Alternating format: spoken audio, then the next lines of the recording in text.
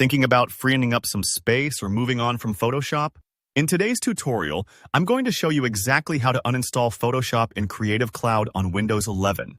This guide is perfect if you're troubleshooting, getting a new machine ready, or simply decluttering your software. By the end of this video, you'll know exactly how to remove Photoshop cleanly and confidently without any confusion or leftover files. Let's get started right away.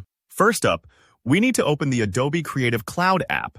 This is the hub where all your Adobe apps live, and it's essential for managing installs and uninstalls. To do this, head down to your Windows 11 taskbar, the strip at the bottom of your screen where Open Programs and Quick Launches sit. Click the little magnifying glass or just tap the search bar. Now, type in Adobe Cloud. Don't be surprised if you see a few options pop up, but we're looking specifically for the Adobe Creative Cloud app. As you type, you'll probably see the familiar rainbow-colored logo appear. Go ahead and right-click on it, instead of opening it normally. Here's something you might wonder. Why right-click and not just open it? Well, Windows 11 gives you a few extra options when you right-click a program icon, including more direct ways to manage or uninstall an app. And this can save you a couple of steps. Once the menu pops up, look for the option that simply says Uninstall. It might sound a little bold, but don't worry. You're not actually removing Creative Cloud itself, just navigating towards uninstalling Photoshop through this central hub. After you click Uninstall, Windows might ask you to confirm your choice. This step is designed to keep you from accidentally removing something important. You'll likely see a pop-up saying, "Do you really want to uninstall?"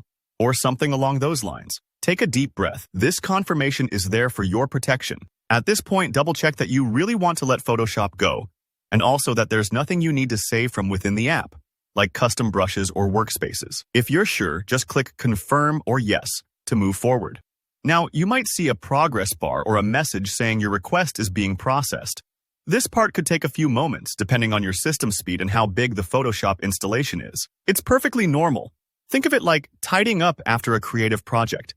The system is gathering all the little pieces of Photoshop and packing them away. If Windows pops up any extra prompts or asks for administrator approval, that's just part of making sure you have permission for big changes. Allow it and let the uninstall run its course.